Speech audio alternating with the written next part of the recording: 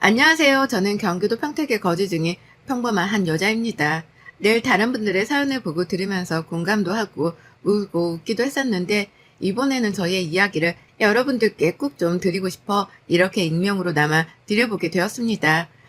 저는 말 그대로 제가 집을 남편이 정말 소정의 결혼 자금만 가지고 결혼한 케이스입니다.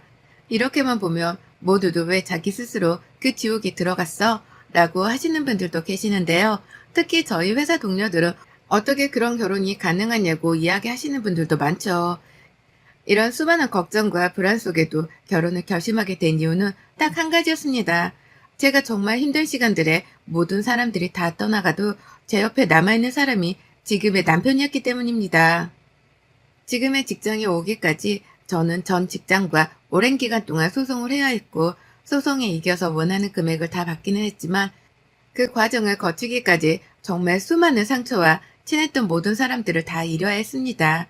여기에 다 이야기하면 혹시라도 알아볼 수 있어 간략하게 소개하자면 그렇습니다. 그런 시간 속에 저를 있게 만들어준 건 남편이었는데요. 전 대학을 졸업하자마자 바로 일을 한 케이스라 돈을 많이 모은 상태였고 남편은 그 당시 사회초년생이다 보니 돈을 거의 모으지 못한 상태였어요.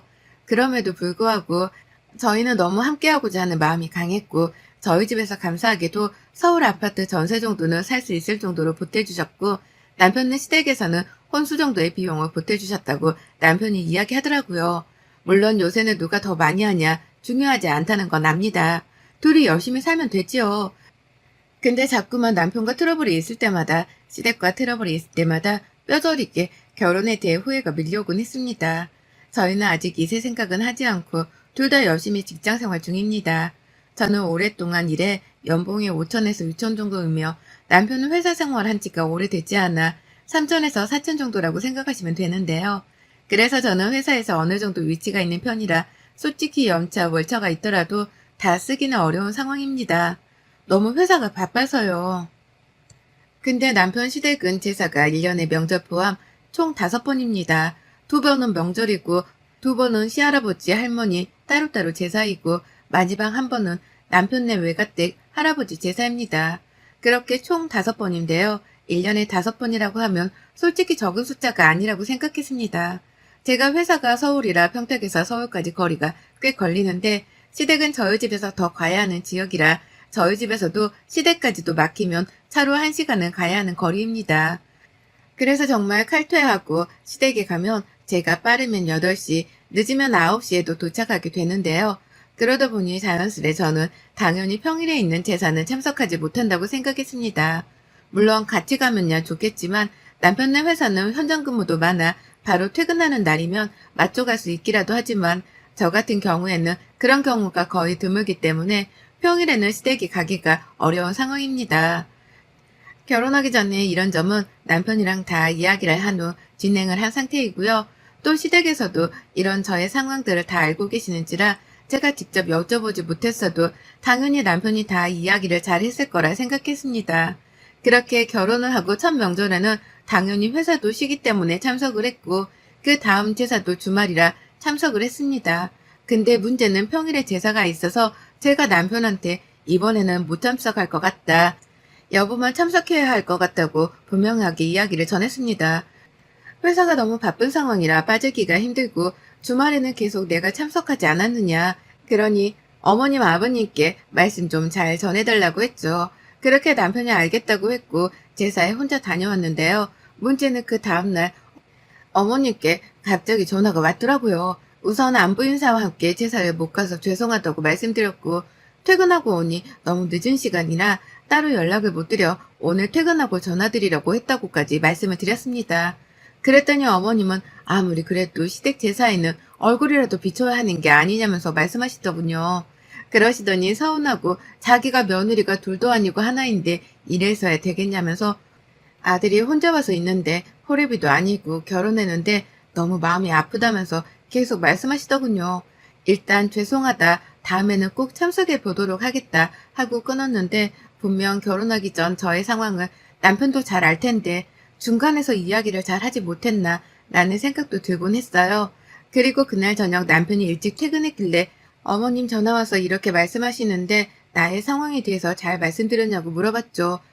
근데 남편이 하는 말은 정말 황당했습니다. 그냥 너 바빠서 못 와. 라고 했는데?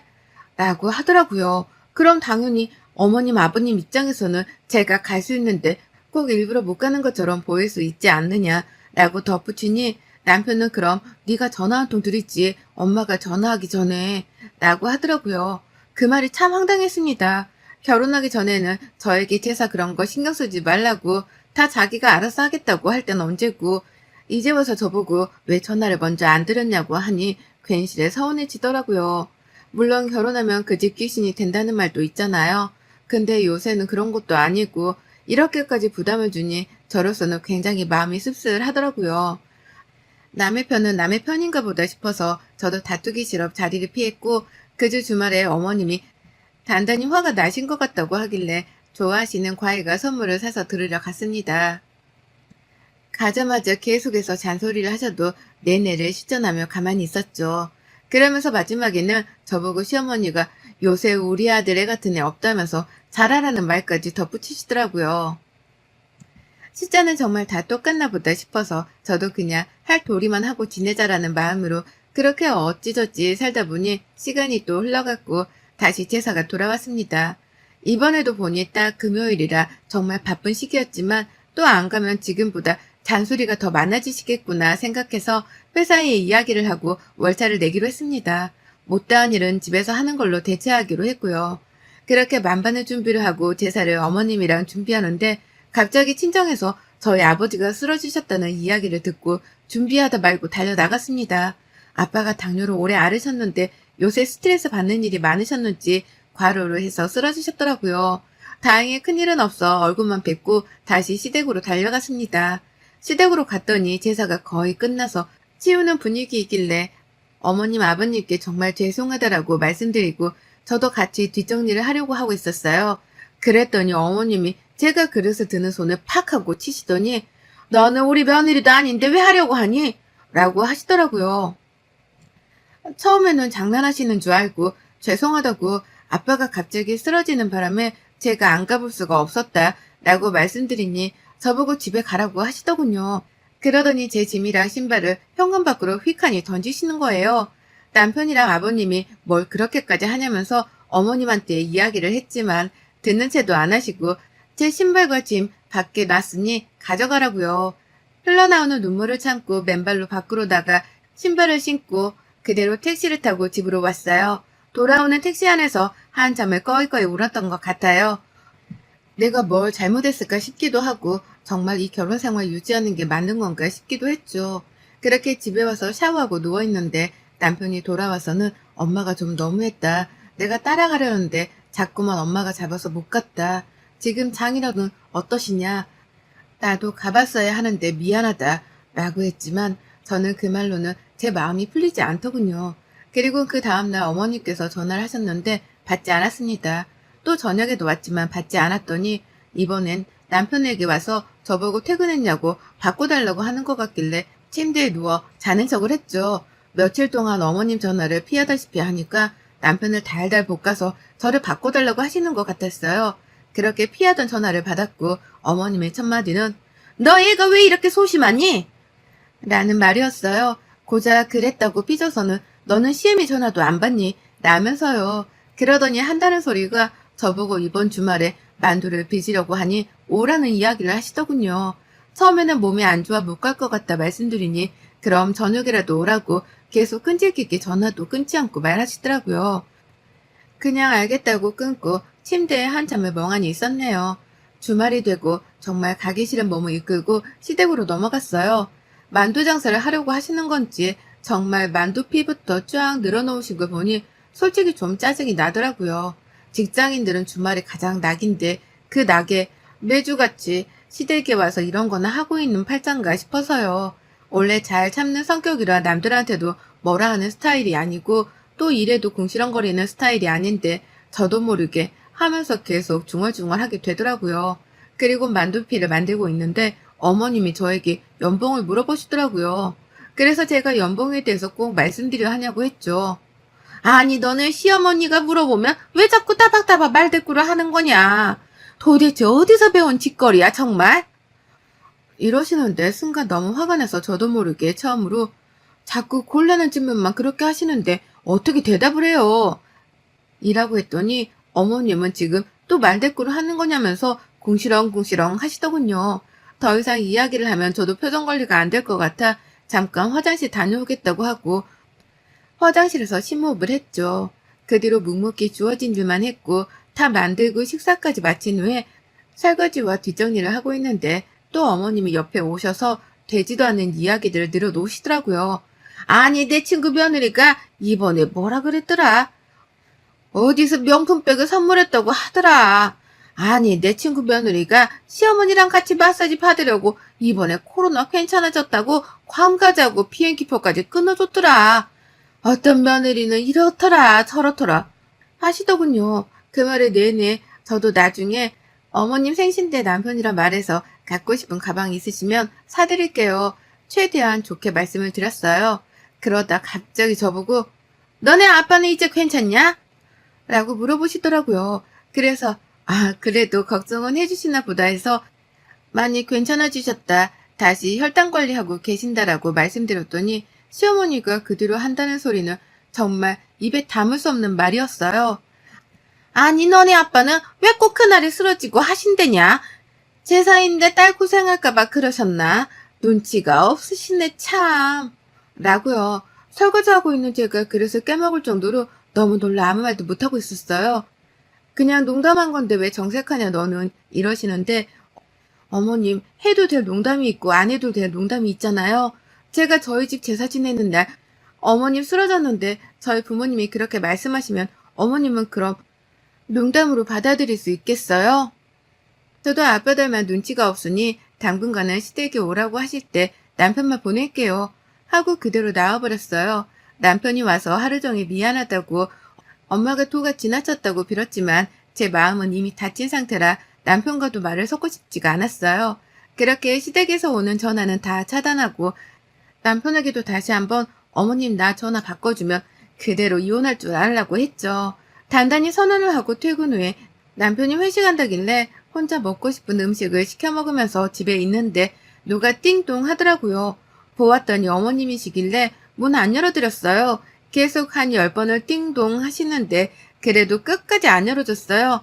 저보고 있는 거 알고 왔다고 하시면서 소리를 고래고래 지르셔도 안 열어드렸어요. 그렇게 가신 것 같아 있는데 남편한테 전화가 오더라고요. 아니 엄마 갔는데 문 안 열어줬어? 엄마가 너한테 사과하고 싶다고 계속 그래서 나 오늘 회식이라니까 너랑 저녁 먹으러 간 것 같은데 문까지 안 열어주는 건 좀 너무했잖아? 남편 말이 너무 황당해서 똑같이 이야기해줬어요. 너희 엄마 우리 집에 와서 문 안 열어줘서 마음은 아프고 너는 네 와이프가 니네 엄마한테 매일 당하는 건 마음이 안 아프니? 라고요. 그랬더니 아무 말 안 하길래 오늘은 집에 들어오지 말고 다른 데서 자라고 하고 문까지 걸어 잠그고 하루가 지나갔어요. 그 하루 동안 아무래도 더 이상 이러면 안 되겠다 싶더라고요. 뭔가 다른 방도가 필요할 것 같아 회사에서 퇴근하고 곧바로 시댁으로 달려갔어요. 남편에게 시댁으로 오라는 말만 남긴 채요. 시댁에 갔더니 시어머니가 네가 그래봤자 별 수 있냐면서 제발로 네가 사과를 하러 와야겠지. 이러시면서 또 코웃음을 치더군요. 시어머니 면전에 대고 준비해온 이혼 서류를 뿌려드렸어요. 그랬더니 무슨 짓이냐고 네가 미쳤냐고 하셨지만 그 서류부터 꼼꼼히 보시라고 그랬죠. 그랬더니 네가 이혼해봤자지. 그 집에서 너 몸만 나가면 된다면서 하시길래 그 집은 제가 해온 집인데 왜 제가 나가요 어머님? 이라고 했죠. 그랬더니 그게 무슨 너네 집이냐면서 우리 아들이 마련한 집이라면서 펄쩍펄쩍 뛰더군요. 그때 참 가소로웠어요. 어머님 무슨 말씀이세요 도대체? 지금 귀가 혹시 안 들리시는 건 아니시죠? 지금 살고 있는 저희 집 저희 친정에서 해주신 거예요. 명의도 제 명의인데 모르셨어요? 남편이 쪽팔려서 말을 안 했나 보네요. 라고 했죠. 그랬더니 시어머니가 그게 무슨 말이냐. 우리 아들이 번 돈으로 했다고 했는데 네가 정말 미쳤구나. 이런 말도 안 되는 소리를 하시더군요. 그때 남편이 도착하더라고요. 왜? 우리 집 내가 해온 거라고 말씀 안 드렸어? 어머님 오해하시잖아. 지금이라도 말씀드려. 당신은 결혼할 때 이 집에 보탠 돈이 딱 300만 원이라고 말씀 안 드렸어? 이제서야 실마리들이 풀리더군요. 남편을 알고 봤더니 시댁에서 돈을 좀 지원받았더라고요. 집 해야 한다고 받은 것 같은데 그 돈을 저에게 이야기도 안 하고 주식에 투자했더라고요. 괜찮은 건이 있어서요. 근데 자기 부모님이나 나한테 말하면 분명히 반대할 게 뻔하니까 우선은 제 돈으로 지불하고 나중에 줘야겠다 싶어서 말 안 했다고요. 그러니까 시댁은 제가 한 푼도 없이 시집왔다고 생각하셨나 봐요. 그러니 제가 미웠겠죠. 어머님은 그때부터 정신을 차리셨는지 자기 아들 등짝을 찰싹찰싹 때리더라고요. 도대체 그 돈 어디에 다 두었냐고, 빨리 가지고 오라고, 어떤 돈인데 그랬냐고요. 아마도 그거 해주시려고 지금 사는 집 담보대출을 받으셔서 주신 것 같은데 남편이 그 돈을 주식으로 다 날린 것 같아요. 어쩐지 어느 날부턴가 자꾸만 매일 핸드폰만 들여다보고 초조해 보였거든요. 부모님께 용돈 드리는 것도 부담스럽다고 하길래 내가 드린다고 할 정도였는데 제가 보기엔 이것 말고도 더 투자한 게 있는데 그럼 쫓겨날까봐 말 못하고 저러고 있는 거겠죠. 어머님이 절 이렇게 싫어한 이유는 딱 하나였어요. 돈.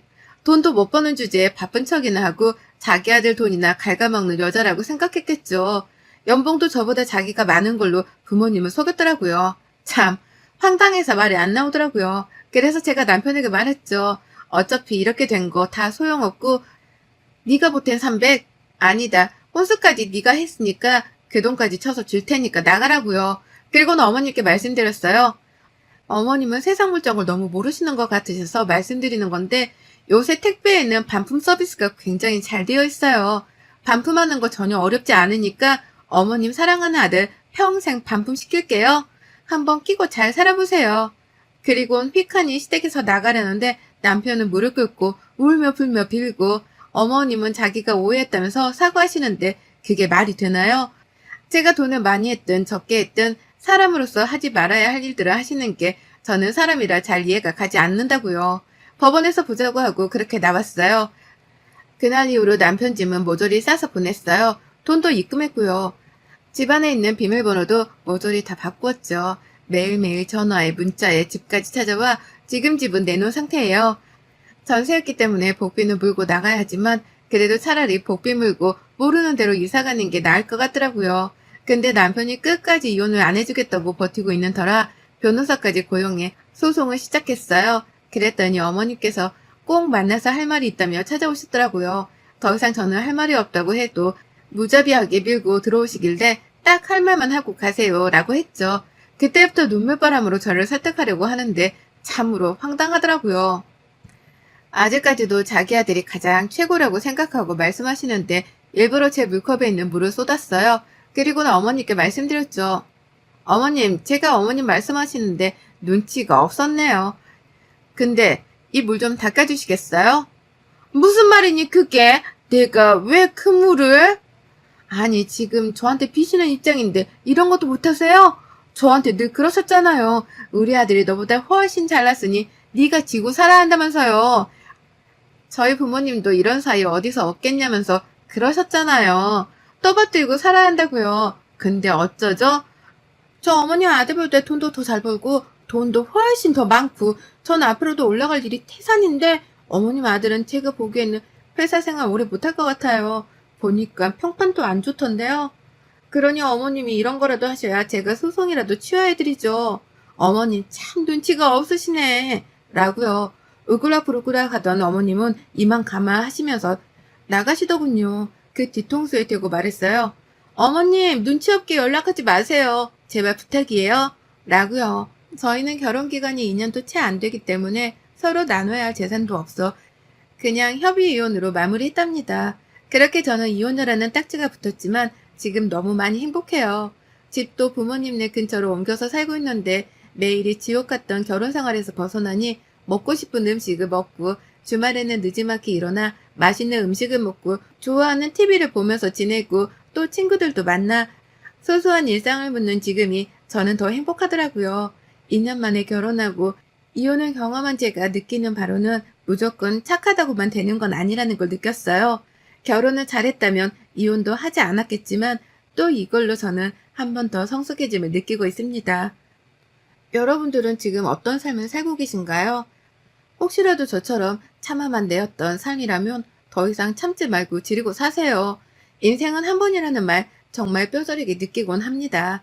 한 번 사는 인생, 이제 행복하게 살아야 된다는 말 꼭 명심하기를 바라며 쌀쌀해진 날씨, 아무쪼록 건강 조심하기를 바라겠습니다.